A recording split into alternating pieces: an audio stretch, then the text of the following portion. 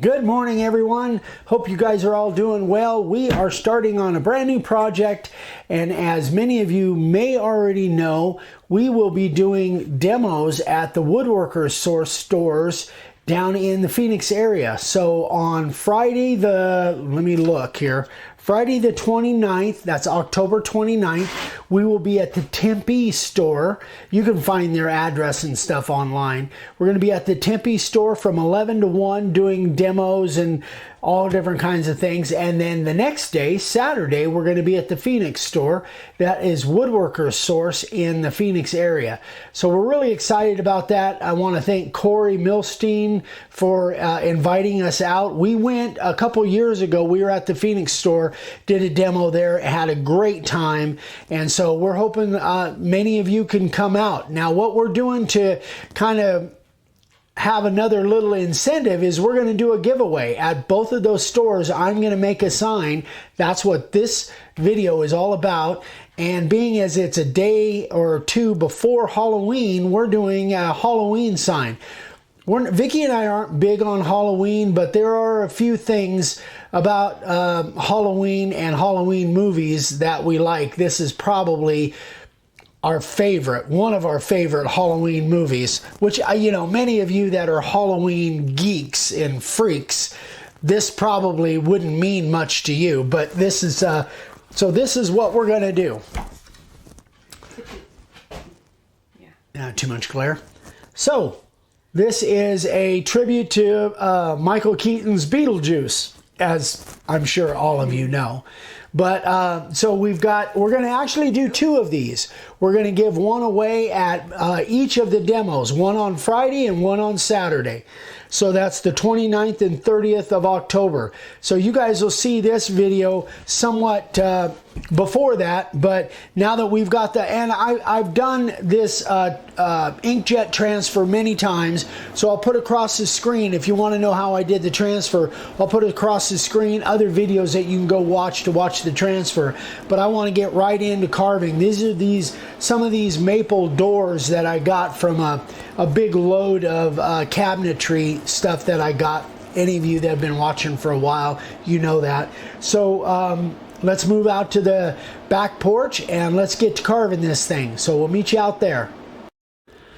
All right, folks, we are back. So it's been a week or two since we did that first scene because we've had a lot of things going on, trips and all of that, but we got to get this thing done.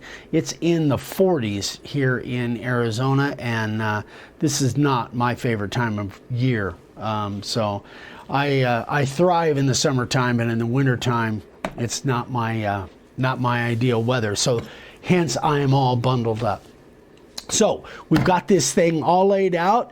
It's plenty dry because it's been sitting for weeks, and now we're going to get to carving. So I'm going to do most of this carving. I'm going to do with in fact, all of it. I think I'm going to do with a combination of the carving liner, which I'm going to start with first, and then the profile bit.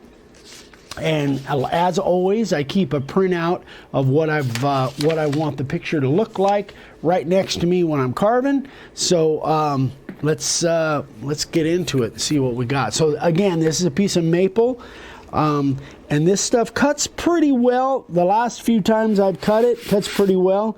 The layout is pretty good. So I've got my carving liner set at about a 1/16, I think. Something like that.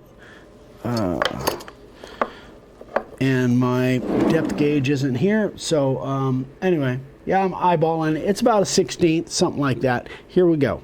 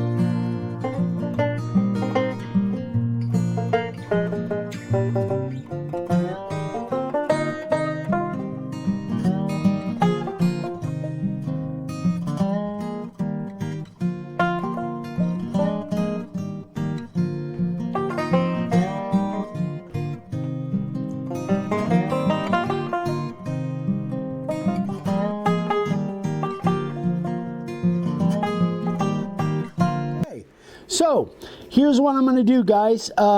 You know, this is obviously going to take a while, so I'm going to go ahead and do the rest of the, you know, this really thin stuff with the carving liner bit. Then when I come to the facial features, then we'll come back. I'll do this off camera, and we'll take care of the eyes and the facial features. We'll do that when we come back, and that way this thing isn't getting long and drawn out. So anyway, guys, stick with us. We'll be right back. All right, guys, so I've got pretty much all of the really fine detail done all the way around the face, and now all I've got left is the face. But here's what I discovered. Here's what I did. As I got down to around this area, you can see that these lines are much wider than these up here. So I started all up here, all the way around these really tight areas, the really fine spots. I was using the carving liner, and then as I got down here, I started using the profile bit. So you can see the lines are much wider here. Now, why would I use one over the other? I always want to use a profile bit if I can get away with it, but I just couldn't in these really tight hairlines up here. I couldn't get away with the profile bit. The profile bit will always cut better than the carving liner.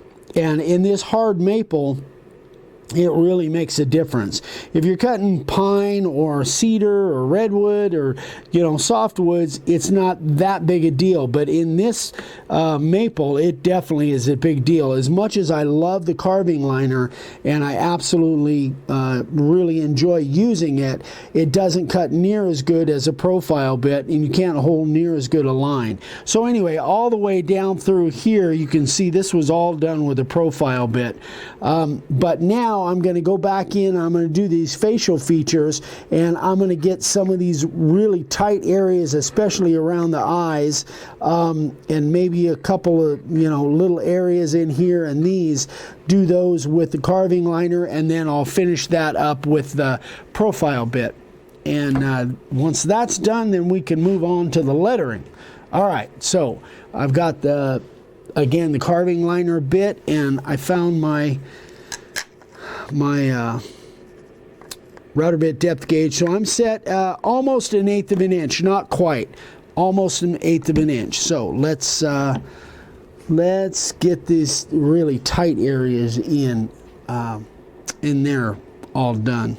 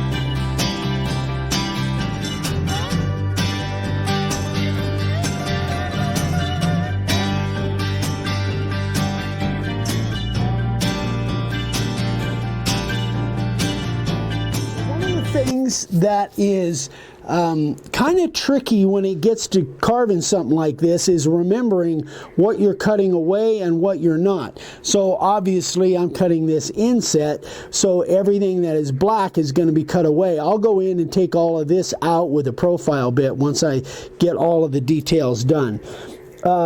That's kind of the tricky part. The great part is that because this is artwork and if you're just close to the line, you're probably going to be fine. So if you get away from the line a little bit, again, it's a drawing, it's a piece of art, so it's not like it has to be exact and anybody's going to know whether you're right directly on that line or not like if it's a letter or something.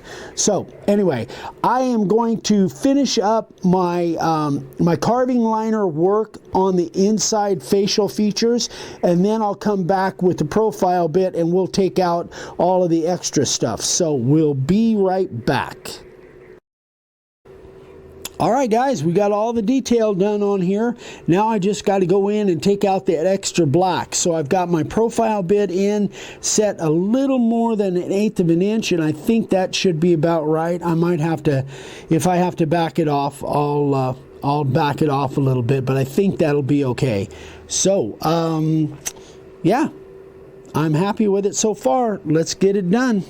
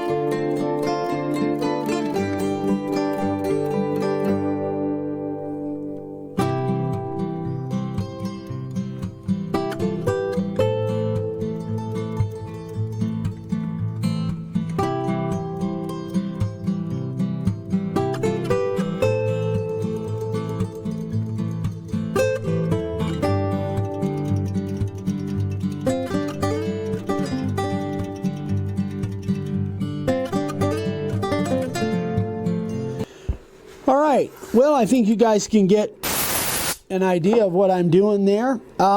You can see these big spots in here that I went ahead and just took them out with the profile bit. I could have gone in with the 60 or 90, but everything is pretty jagged. So I thought, well, you know, the profile bit cuts so good that I won't mess around with using a different bit. So I'll do the same thing with all of these black areas that are bigger. I'll take them all out with a profile bit and it'll leave kind of a nice jagged texture in the background there. So guys, that is it. I'm going to go ahead and finish this whole thing up doing exactly what I did here. Then when we come back, we'll be on the letters. All right, there it is, guys. So the whole image there is done. Now all we got left is the letters. And I think that shouldn't be too big a deal. So I'm going to do the letters all with the profile bit. I thought in some of these little tiny areas I might have to use the carving liner, but I think I can lift the base and I think I can get those tiny areas with the profile bit, I think. So I've got it set at about 1/8 of an inch. Let's see what we can do here.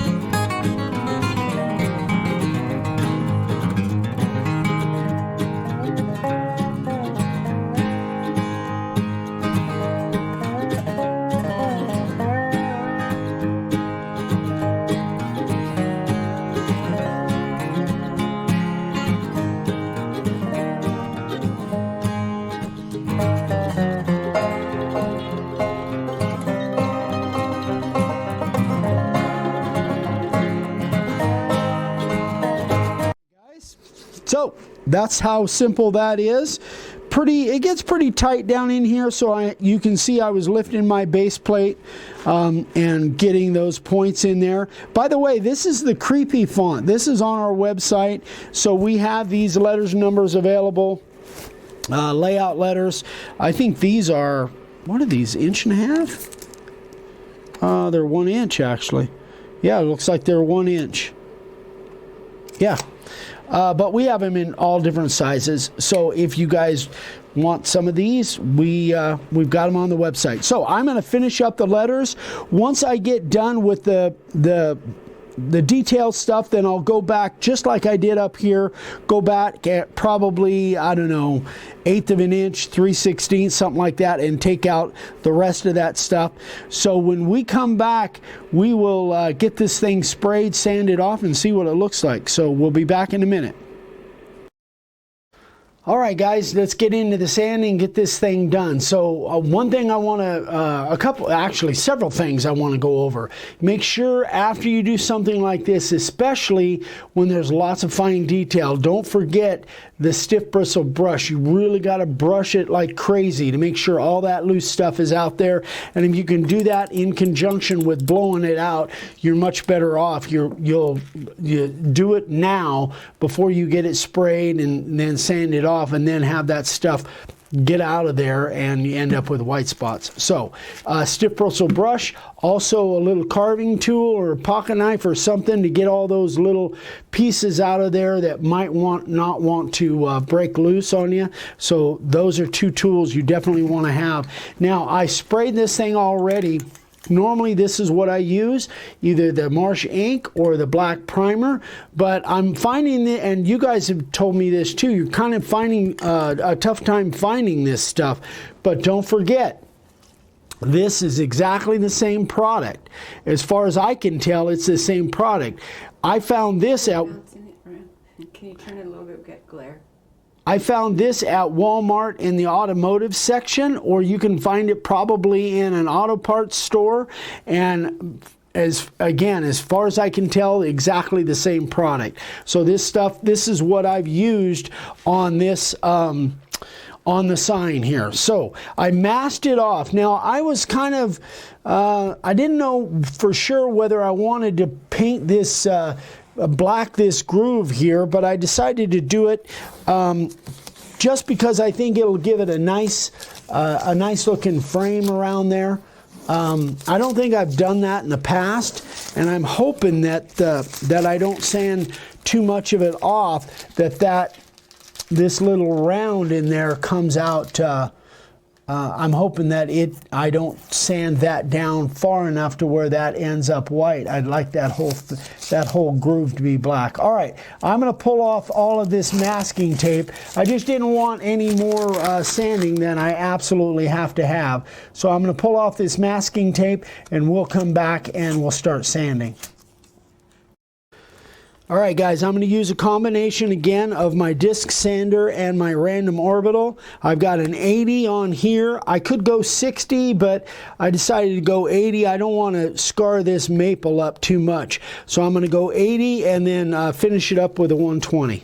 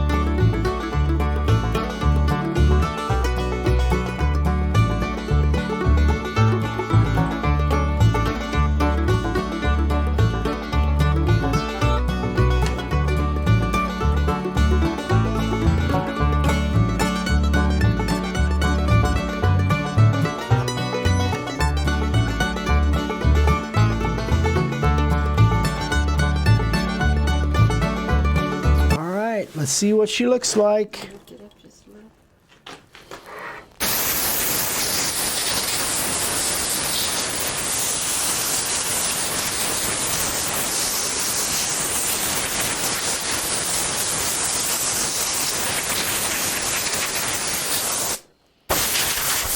That's cool. I like it. I really, really like it. Yeah, I like it. That came out nice. Very happy with that. So we are going to set up, put a finish on this, put some clear on it, see what it looks like. I'm really glad I did that black. Yeah, that Oh, makes jeez. it stand out. I didn't realize my hands were all black. Yeah, I really like that black line around there. Gives it a nice frame. All right, guys, we'll come right back and get a finish on it. All right, so what I'm going to use is just the Rust-Oleum Clear. I think this is just a lacquer finish. It says it's UV resistant, but I use this mostly for indoor signs. I don't really use this on exterior signs. So we're just going to give it a real quick spray here. And that it doesn't make a huge difference with the clear on here like it does for cedar or something like that. but it does kind of darken it up a little bit. And I'll probably end up putting 3 or 4 or 5 coats on, something like that. Anyway, yeah, I like it. So I will be making another one of these. Again, remember guys, if you're in the Phoenix area, October 29th, I'm going to be at the Tempe store, Woodworker's Source. And by the way, if you guys don't shop and you're in the Phoenix area, or they even have a store in Tucson, if you guys haven't been in there, you guys got to go check them out. They really have some cool stuff. We bought a lot of stuff there. In fact, some of Vicky's table, our dining room table, I bought some of the curly maple there. But anyway, Woodworker's Source in Tempe on the 29th, and then on the 30th we'll be in the Phoenix store. I'm going to make another one of these identical, and we're going to give one away at each of those demos. 11 to 1 is what we're scheduled. So hope you guys can make it if you're in that area. Thanks again for watching, guys. If you like this, if you haven't subscribed yet, we'd love for you to subscribe, and please leave us some comments on YouTube. And if you have any questions for me, specifically eric@makeawoodssign.com. There is the website for our supplies. If you need any supplies, everything I use basically is on our website. So yeah, I guess that's it. Thanks guys, we love you. We'll see you on the next one. Bye-bye.